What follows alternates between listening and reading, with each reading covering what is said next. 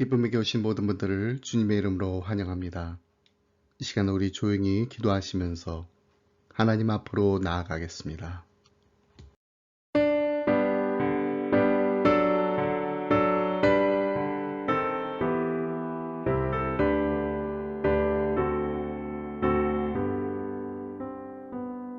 찬양 성부 성자 성령 성삼위일체께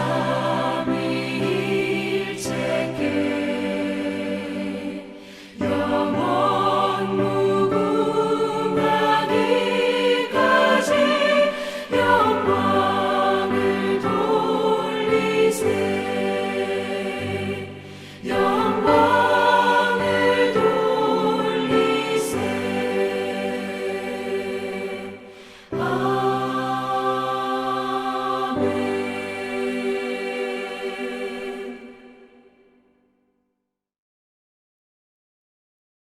하나님이여 주는 나의 하나님이시라. 내가 간절히 주를 찾되 물이 없어 마르고 황폐한 땅에서 내 영혼이 주를 갈망하며 내 육체가 주를 앙모하나이다. 내가 주의 권능과 영광을 보기 위하여 이와 같이 성소에서 주를 바라보았나이다. 주의 인자심이 생명보다 나음으로 내 입술이 주를 찬양할 것이라. 자비로우신 주님, 아무런 공로 없는 죄인들이 오직 십자가 은혜만을 바라보며 예배의 자리로 나왔습니다. 사순절 기간을 보내는 동안에 저희들의 영의 눈을 열어주셔서 죄인들을 위해 고난받으신 예수님을 바라보게 하여 주옵소서. 예수님께서 지신 십자가를 나도 지게 하시고 예수님께서 걸어가신 고난의 발자취를 나도 따르게 하여 주옵소서. 그리하여 우리의 심령에 구원의 감격이 더욱 깊이 새겨지게 하여 주옵소서. 성삼위 하나님께만 영광을 돌리는 거룩한 예배가 되기를 원하오며 우리를 위해 고난받으신 예수님의 이름으로 기도드립니다. 아멘. 사도신경으로 우리의 신앙 함께 고백하겠습니다. 나는 전능하신 아버지 하나님, 천지의 창조주를 믿습니다. 나는 그의 유일하신 아들, 우리 주 예수 그리스도를 믿습니다. 그는 성령으로 잉태되어 동정녀 마리에게서 나시고 본디어 빌라도의 고난을 받아 십자가에 못 박혀 죽으시고 장사된 지 사흘 만에 죽은 자 가운데서 다시 살아나셨으며 하늘에 오르시어 전능하신 아버지 하나님 우편에 앉아 계시다가 거기로부터 살아있는 자와 죽은 자를 심판하러 오십니다. 나는 성령을 믿으며 거룩한 공교회와 성도의 교제와 죄를 용서받는 것과 몸의 부활과 영생을 믿습니다. 아멘.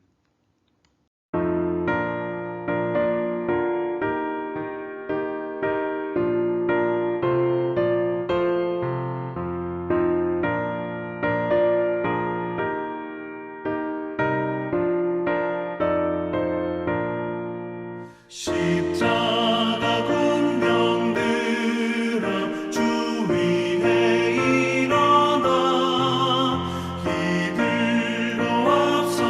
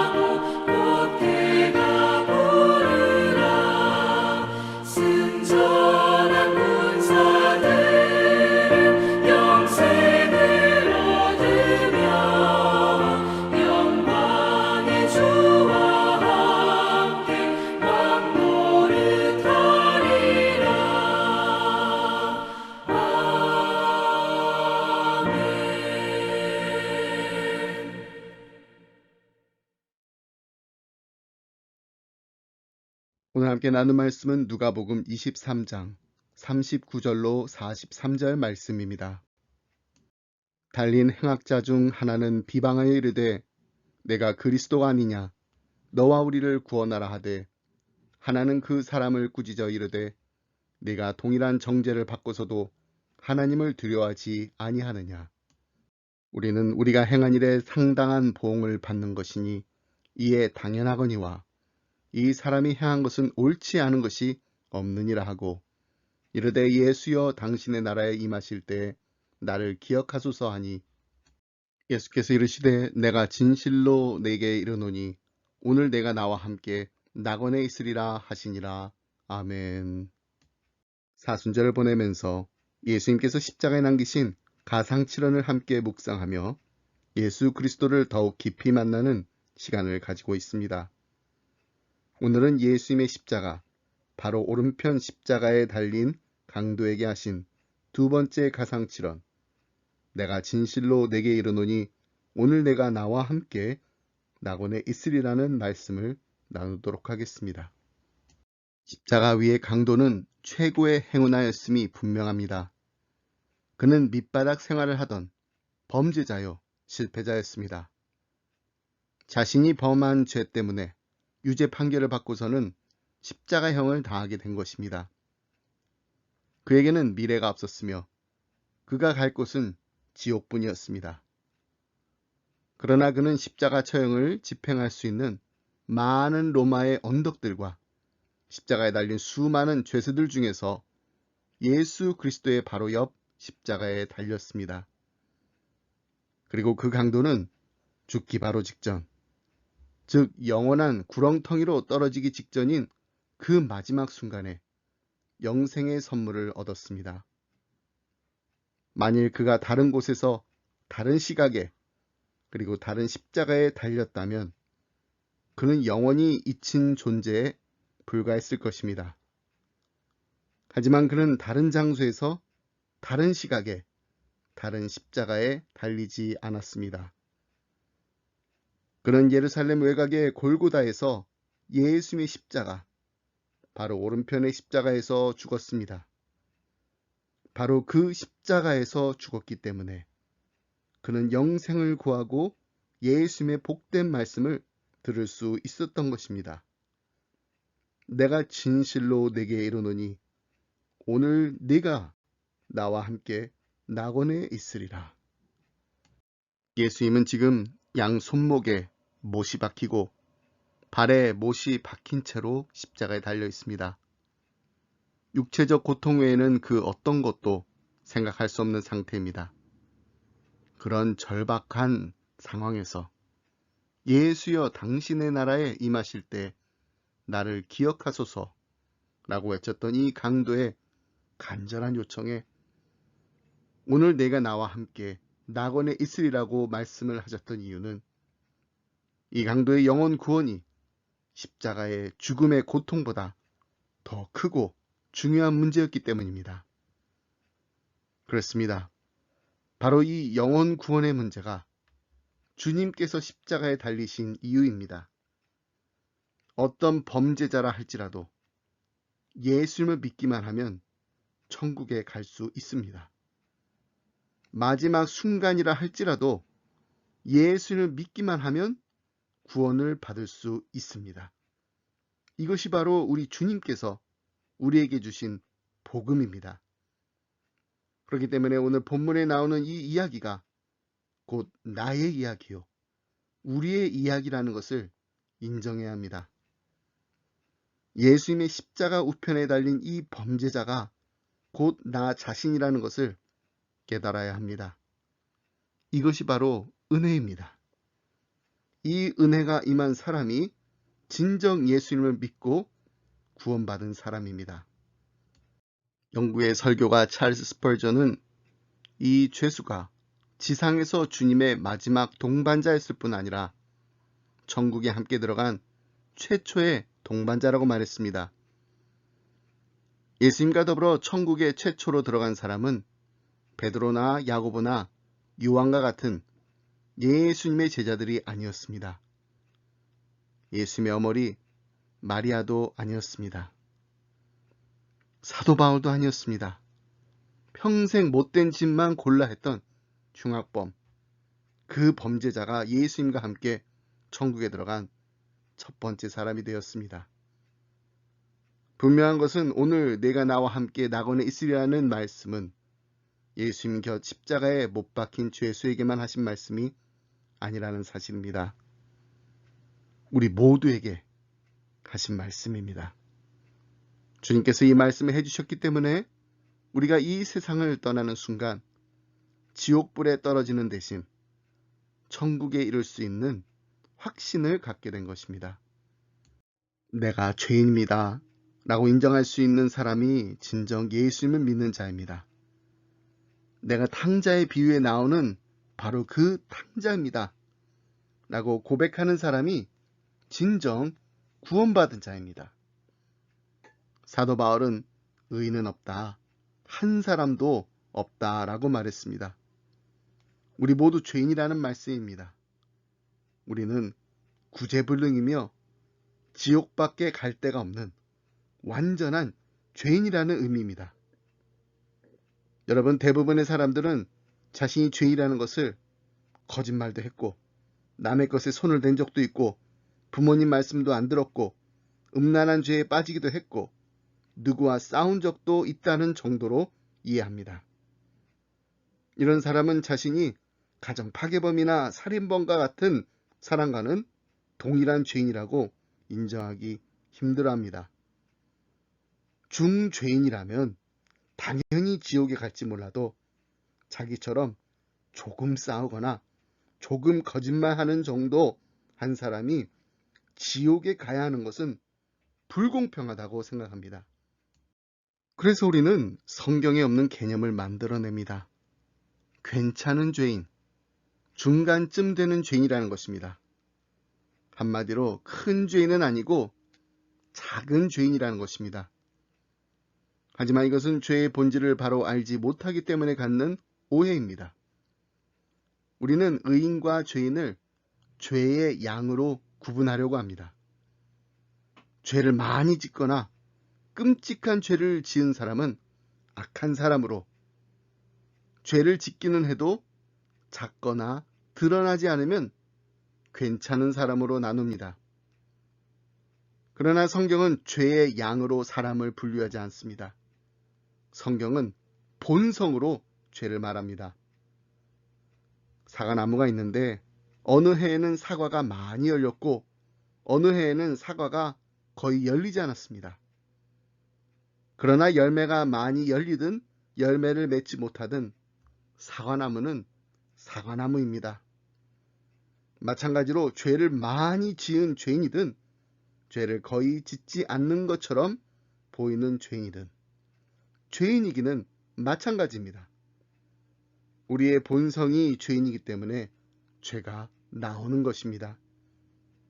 그런 의미에서 보면은 죄는 무엇을 하고 안 하고의 문제가 아닙니다. 예수님께서 죄인들과 함께 식사를 하시던 자리에서 바리새인들이 수군거리는 소리를 들으신 적이 있었습니다.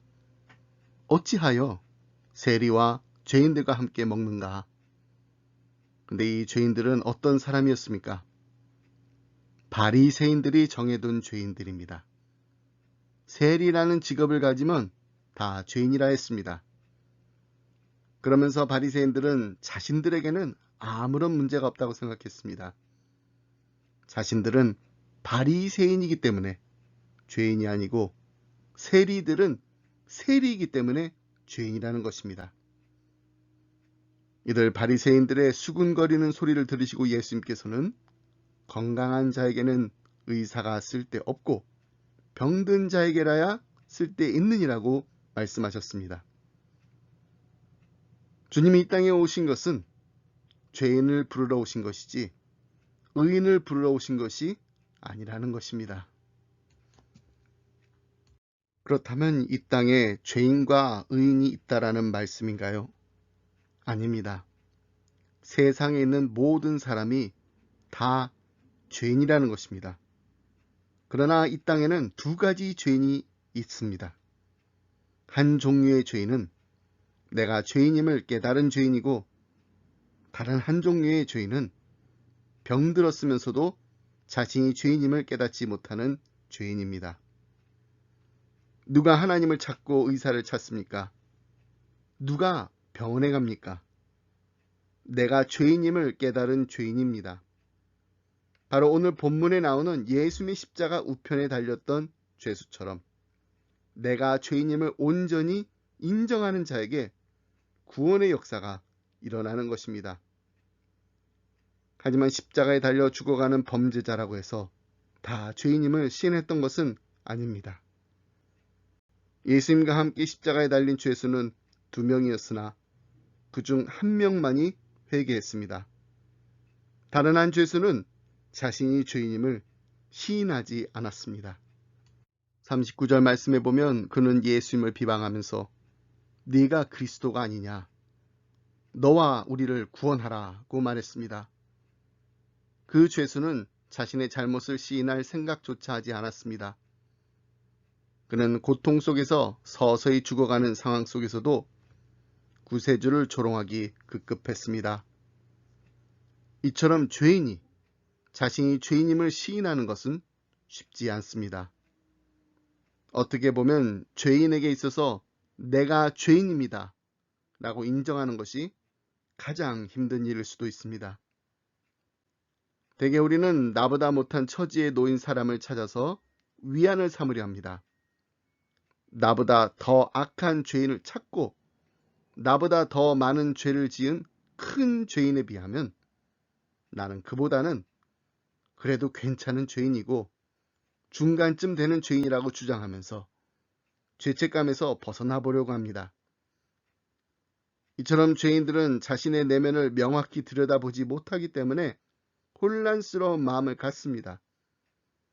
그들은 자신이 반역적임을 깨닫지 못하며 하나님이 죄를 얼마나 혐오하시는지를 이해하지 못합니다.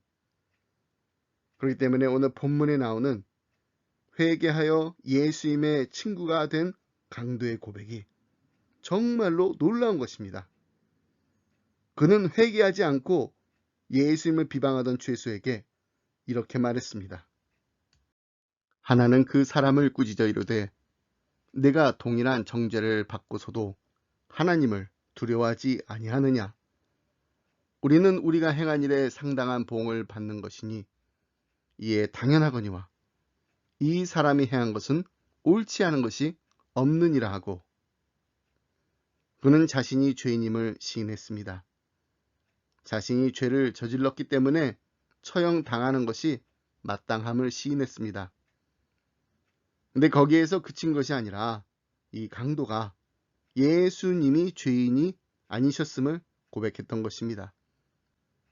비록 자신은 죄인이었지만 이 강도는 알았습니다. 그리스도에게는 아무런 죄가 없음을, 그는 예수님이 아무런 잘못도 범하지 아니셨음을 확신했습니다. 그는 십자가에서 죽어가며 이를 깨달았던 것 같습니다. 예수님께서 십자가에서 하신 첫 번째 말씀을 생각해 보세요. 아버지, 저들을 사하여 주옵소서. 자기들이 하는 것을 알지 못함이니이다. 회개한 강도는 이 말씀을 듣고 예수님의 기도에 계시된 용서하시는 하나님의 마음에 감명을 받았을 것입니다. 그래서 그는 원수를 위해 이렇듯 기도할 수 있는 사람이라면 완전하신 분임이 분명하다고 결론지었을 것입니다. 그렇습니다. 회개한 강도가 예수님에 관하여 한 말은 사실이었습니다. 예수님에게는 죄가 없었습니다. 주님은 불법 감금과 거짓 고발을 당했고 그릇된 판결을 받았으며 또한 부당한 처형을 받으셨습니다. 그것은 인류 역사상 가장 심각한 오판이었습니다. 예수님의 가르침을 살펴보면 모든 말씀이 얼마나 선하고 진실한지를 알 수 있습니다. 예수님의 행적을 읽어보면 그의 모든 행동이 얼마나 올바르고 완전한지를 알 수 있습니다. 예수님을 더 많이 알아가면 갈수록 그가 하나님의 아들이라는 사실은 더 분명해집니다. 그렇다면 왜 아무런 죄가 없으신 하나님의 아들이신 예수님이 십자가에서 돌아가셔야 했나요? 이사야서 53장 10절 말씀 함께 보겠습니다. 여호와께서 그에게 상함을 받게 하시기를 원하사 질고를 당하게 하셨은즉 그의 영혼을 속건 제물로 드리기에 이르면 그가 씨를 보게 되며 그의 날은 길 것이요 또 그의 손으로 여호와께서 기뻐하시는 뜻을 성취하리로다. 이전에 레위기서 강연을 하면서 속건제에 대해 함께 공부한 적이 있습니다. 속건제는 히브리어로 야샴이라고 하는데 정확하게 번역하면 죄책을 말합니다. 그래서 속건제를 영어로 guilt offering이나 배상 보상의 제사라는 의미로 trespass offering이라고 부릅니다. 죄책이란 죄를 지었으면 책임을 져야 한다는 것입니다. 내가 누군가에게 나쁜 짓을 해서 피해를 입혔으면 책임을 져야 한다는 것입니다. 곧 그 피해를 배상해 주어야 한다는 것이 바로 속건제의 핵심 내용입니다. 근데 이 속건제가 형식상으로 보면 속죄제와 유사합니다. 실제로 속죄제와 속건제는 공통점을 많이 가지고 있습니다. 함께 사용하는 규례들도 많습니다. 레위기 7장 7절에 보면 두 제사에 대한 유사성을 언급하고 있습니다. 속죄제와 속건제는 규례가 같으니 그 제물은 속죄하는 제사장에게로 돌아갈 것이요. 그래서 어떤 학자들은 이 두 제사를 분리하지 않고 하나의 제사처럼 다루기도 합니다. 그러나 좀 더 자세히 내용을 들여다보면 속죄제와 속건제에는 분명한 차이점이 있습니다. 그것은 바로 제물이 다르다는 것입니다. 속건제는 아무 것이나 제물로 드릴 수 없고 한 가지 종류로만 제물이 국한되어 있습니다. 바로 수장입니다. 이 속건제는 우리들의 범죄가 고의적이든 비고의적인 범죄이든 하나님이나 사람에게 그리고 이웃에게 가시적 손실을 입혔을 경우 드리는 제사입니다. 따라서 범죄자는 자기가 잘못한 것에 대해서 하나님과 사람에게 동시에 배상해야 함을 보여주는 것이 바로 속건제인 것입니다. 레위기에 나타난 모든 제물이 그랬던 것처럼 궁극적으로 이 속건제물도 예수님의 희생을 나타내고 있습니다. 장차 오실 메시아가 자신의 영혼을 속건제물로 드리셨다라는 말씀입니다. 바로 예수님이 우리의 속건제물이 되실 것을 보여주고 있는 것입니다. 우리가 알게 모르게 짓는 죄, 우리 공동체에 피해를 입히며 범하는 모든 죄를 예수님께서 대신 짊어지시고 우리의 속건제물이 되셨다는 것입니다. 근데 그냥 희생제물이라고 표현하면 될 것을 왜 굳이 속건제물이라고 표현했을까요? 그것은 바로 죄에는 죄책이 있어서 하나님께 반드시 배상되어야 함을 강조하기 위해서입니다. 죄를 지었으면 반드시 죄값을 치러야 합니다. 피해를 입혔으면 그에 상하는 대가를 지불해야 한다는 것입니다. 그렇습니다. 예수 그리스도의 죽음은 도덕적인 본보기가 아니라 죄를 사하시기 위한 제물이었습니다. 예수님께서는 우리를 대신하여 죽으셨습니다. 그래서 이사야서 53장 11절 말씀을 보면 그가 자기 영혼에 수고한 것을 보고 만족하게 여길 것이라. 나의 의로운 종이 자기 지식으로 많은 사람을 의롭게 하며 또 그들의 죄악을 친히 담당하리로다 라고 한 것입니다. 계속해서 12절 말씀도 보겠습니다. 그러므로 내가 그에게 존귀한 자와 함께 몫을 받게 하며 강한 자와 함께 탈취한 것을 나누게 하리니 이는 그가 자기 영혼을 버려 사망에 이르게 하며 범죄자 중 하나로 헤아림을 받았음이니라. 그러나 그가 많은 사람의 죄를 담당하며 범죄자를 위하여 기도하였느니라. 예수님은 범죄자들 중 하나로 헤아림을 받은 바 되셨는데 그것은 두 도둑들 사이에서 십자가에 달리셨으며 사람들이 그를 죄인이라고 불렀기 때문입니다. 그런데 예수님이 십자가 위에서 정말 놀라운 말씀을 하십니다. 함께 읽은 43절 말씀입니다. 예수께서 이르시되 내가 진실로 내게 이르노니 오늘 내가 나와 함께 낙원에 있으리라 하시니라. 예수님은 범죄자들을 위하여 중재하시며 그들을 위하여 기도하셨습니다. 그는 사람들이 지독하게 욕설을 퍼부었을 때도 자신을 위해서는 아무 말씀도 하지 않으셨습니다. 그런데 그는 잃어버린 죄인들을 위하여 말씀하셨습니다. 오늘 내가 나와 함께 낙원에 있으리라. 누구에게 하신 말씀입니까? 죄인입니다.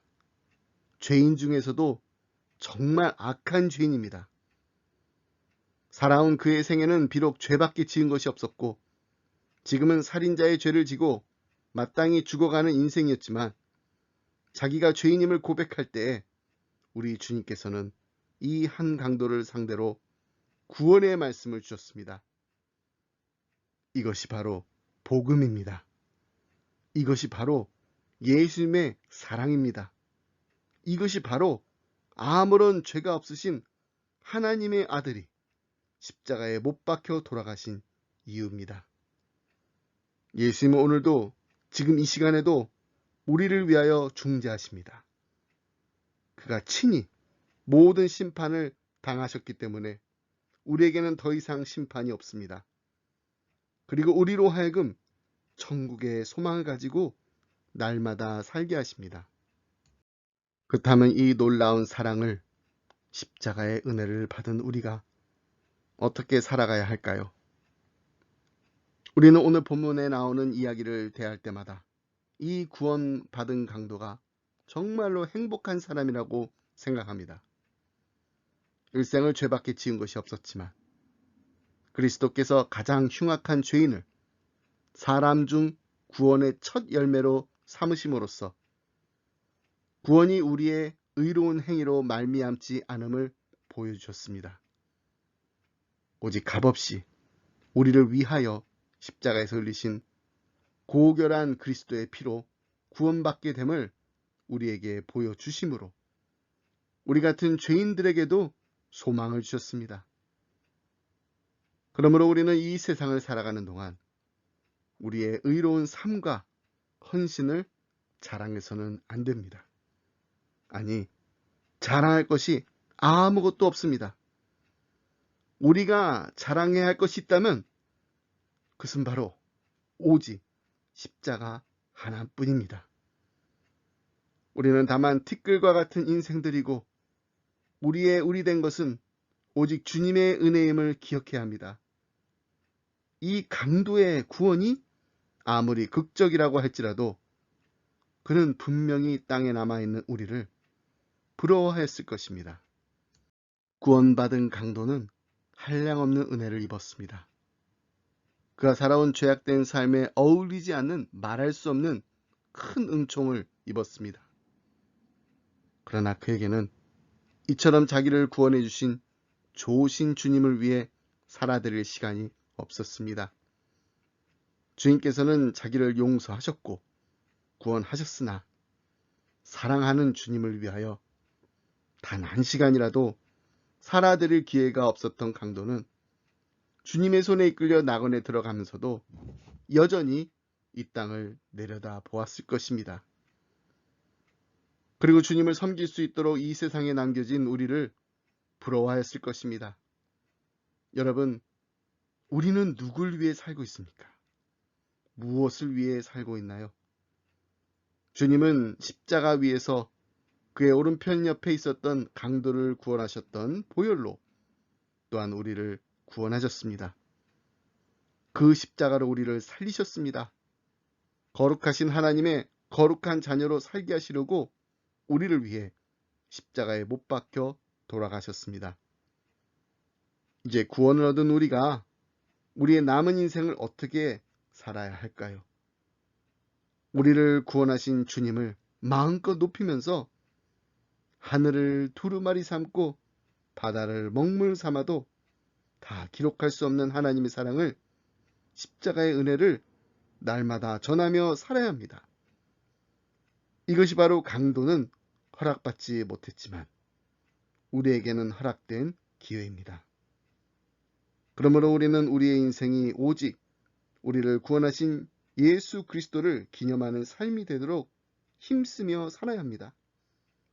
이 놀라운 십자가의 복음을 알리는데 우리 자신을 넘치도록 드려야 합니다. 양초가 자신의 몸을 태워 어두움을 밝히듯이 우리의 몸을 늙음과 질병으로 썩히기보다는 주님을 위하여 달아 없어지게 하는 것이 더 큰 영광입니다. I'd rather wear out than rust out. 나는 녹슬어 없어지기보다 달아 없어지기를 원한다. 하나님의 손에 붙들려 18세기 영국과 미국 교회 부흥의 불을 지폈던 조지 위필드가 한 말입니다. 여러분, 저는 우리 기쁨의 교회가 녹슬어 없어지기보다 달아 없어지길 원합니다. 우리 기쁨의 교회 성도님들이 녹슬어 없어지기보다 달아 없어지길 바랍니다. 참 좋으신 우리 주님의 부르심을 듣지 못하고 원망과 고통 가운데 강도처럼 죽어가는 우리의 이웃에게 놀라운 구원을 알리는데 우리의 생명이 다 바쳐진다면 이보다 더 큰 행복이, 더 놀라운 축복이 어디에 있을까요? 사순절 보내면서 다시 한번 우리 모두가 다짐하며 결단한 시간을 가지길 원합니다. 하나님, 하나님의 원수였던 우리를 위해, 영원한 형벌을 받아 지옥에 갈 수밖에 없었던 우리를 위해 하나밖에 없는 독생자 예수 그리스도를 십자가에 내어주신 그 크신 하나님 아버지의 사랑에 감사드립니다. 이제 우리도 구원받은 하나님의 자녀로서 이 땅을 살아가면서 우리 십자가를 지고 주님을 따라가길 원합니다. 주님의 십자가만을 자랑하며 십자가 든든히 붙잡고 나아가는 십자가 군병들이 되게 하여 주옵소서. 굳게 다짐하며 힘차게 전진하며 나아가는 기쁨의 성도님들이 다 되시길 주님의 이름으로 축복합니다. 말씀했습니다. 전도하면 생각나는 목사님이 계십니다. 최권능 목사님. 전도에 대한 유명한 일화들이 너무나도 많은 목사님이십니다. 이름만 들으셨을 때는 잘 모르실 수도 있지만 한국교회 외침 전도의 대명사, 예수 천당, 불신 지옥을 외치며 전도하신 목사님이라고 하면은 그 목사님 이야기 들어봤어 하고 말씀하실 거예요. 원래 성함은 최봉석이지만 목사님의 삶과 그리고 전도하시면서 있었던 놀라운 일들이 많이 일어났기 때문에 최권능 목사님으로 더 많이 알려지게 된 것입니다. 오늘은 목사님의 전도 일화 중에 하나를 소개해 드리려고 합니다. 어느 날 목사님이 평안북도 산골에 있는 화전민 마을을 찾아가셨습니다. 화전민들은 힘들게 마련한 작은 농토를 가지고 겨우입에 풀칠하면서 살아가는 가난한 사람들입니다. 최 목사님이 그 불쌍한 사람들을 전도해야겠다고 찾아간 것입니다. 전도라는 것이 그렇게 쉬운 일이 아닙니다. 어떻게 이들을 전도할까 고민하며 궁리하다가 이렇게 하셨다고 합니다. 밭에서 일하는 화전민들이 들릴까 말까 하는 위치에서 목사님이 사람 죽는다! 사람 죽는다! 하고 소리를 질렀습니다. 그랬더니 밭을 매던 화전민들이 호미를 집어던지고 황급하게 달려왔다고 합니다. 금세 50명이나 되는 사람들이 모였습니다. 최 목사님이 대굴대굴 구르다가 슬그머니 눈을 뜨고 보니 사람들이 많이 모였습니다. 그래서 속으로 때는 이때다 하고 큰 소리로 여러분 예수 믿으시오. 예수 믿으면 천당이요. 예수 안 믿으면 사람 죽소. 예수 믿어야 하오. 라고 외쳤습니다. 지켜보던 화전민들이 얼마나 황당했겠습니까? 일하다가 놀라서 뛰어왔는데 멀쩡하게 일어나 예수 믿으라고 전도를 하니 그들이 화가 나서 이 영감쟁이 도락군 하면서 최 목사님을 두들겨 패려고 했습니다. 그래서 목사님이 도망치기 시작합니다. 그러다 갑자기 가슴에 뭔가를 끄집어내어 이번에는 아맹어사 출두요라고 외칩니다. 화전민들은 놀랐습니다. 옛날에 아맹어사 마패를 차고 마을에 출두하면 산천 초목이 탐간 오리들이 벌벌 떨었습니다. 순진한 화전민들이라 너무 놀라서 전부 땅바닥에 엎드렸습니다. 진짜 아맹어사가 온 줄 알고. 근데 사실 그게 마패가 아니라 어느 노회에서 최건능 목사님께서 전도를 잘하신다고 준 기념 메달이었습니다. 그것을 품에 넣고 다니다가 때마침 끄집어내어 화전민들 앞에서 흔들었던 것입니다. 여러분, 화전민들이 엎드려 있는 곳에 최 목사님이 와서 무슨 말을 했는지 아세요? 나는 사람이 보낸 아맹어사가 아닙니다. 하나님이 보낸 아맹어사입니다. 여러분, 하나님을 섬기지 않으면 살아남지 못합니다. 그리하시오. 근데 이 장난기 어린 전도에도 하나님이 역사하셨습니다. 화전민들이 복음을 듣고 회개하고 돌아온 것입니다. 하나님이 보내신 아맹어사가 누구입니까? 바로 전도자입니다. 하나님이 특별히 이를 맡기신 복음의 일꾼입니다. 이런 우리는 구원받은 하나님의 자녀로서 받은 바 은혜 우리만 간직할 수 없어서 세상을 향하여 십자가의 사랑을 외치라는 귀한 사명을 감당하고 있는 하나님의 아맹어사들입니다. 누구든지 예수님을 믿으면 멸망치 않고 영생을 얻게 되지만 그렇지 않으면 영원한 형벌을 받게 될 것이라고 오늘도 예수 천당, 불신 지옥을 담대히 외치며 복음을 전하는 우리 모두가 되길 주님의 이름으로 축복합니다. 사랑과 은혜가 풍성하신 하나님 아버지 감사합니다. 하나님의 원수였던 우리를 영원 형벌받아 죽을 수밖에 없었던 죄인이었던 우리를 위해 하나님의 독생자 예수 그리스도를 십자가에 못 박혀 달려 돌아가게 하신 그 크신 하나님 아버지의 사랑에 다시 한번 감사드립니다. 이제 우리가 거룩하신 하나님의 거룩한 자녀로서 살게 하시고 더 이상 죄인으로 사는 것이 아니라 하나님께서 우리에게 주신 삶의 목적대로 새로운 인생을 살게 하시니 감사합니다. 천국의 소망을 가지고 주님 다시 만날 그날까지 날마다 우리의 마음과 몸을 들여 하나님께 기쁨 드리는 아름다운 인생이 되게 하여 주옵소서. 우리가 거하는 곳곳마다 예수님의 아름다운 향기가 나타나는 예수님을 닮아가는 섬기는 인생, 나누는 인생이 되게 하여 주옵소서. 사랑하는 우리 자녀들을 위해 기도합니다. 이들이 조지 위필드 목사님처럼 녹슬어 없어지기보다는 닳아서 없어지기를 간절히 바라는 하나님 보시기에 아름다운 인생이 되게 하여 주옵소서. 사순절을 보내면서 우리 자녀들에게 하나님의 꿈을 부어 주시옵소서. 우리의 자녀들이 나만을 위해 공부하고 나의 출세와 성공만을 위해 사는 인생이 되지 않도록 하나님께서 이 땅에 우리 자녀들을 보내주신 목적을 분명히 알고 깨닫는 하나님의 꿈을, 하나님의 비전을 이루는 하나님의 기쁨이, 하나님의 자랑이 되게 하여 주옵소서. 그리고 우리 기쁨의 교회가, 그리고 기쁨의 가정들이 십자가 든든히 붙잡고 날마다 승리하는 십자가만 자랑하는 십자가 정의 부대가 되게 하여 주옵소서.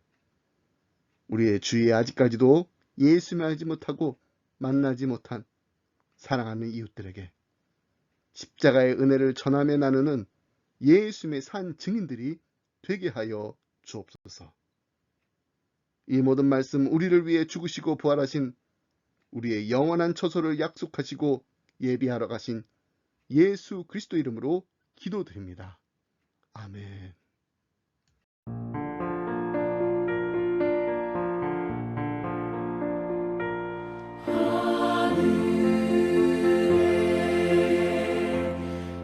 크신 아버지 이름 거룩하사 주님 나라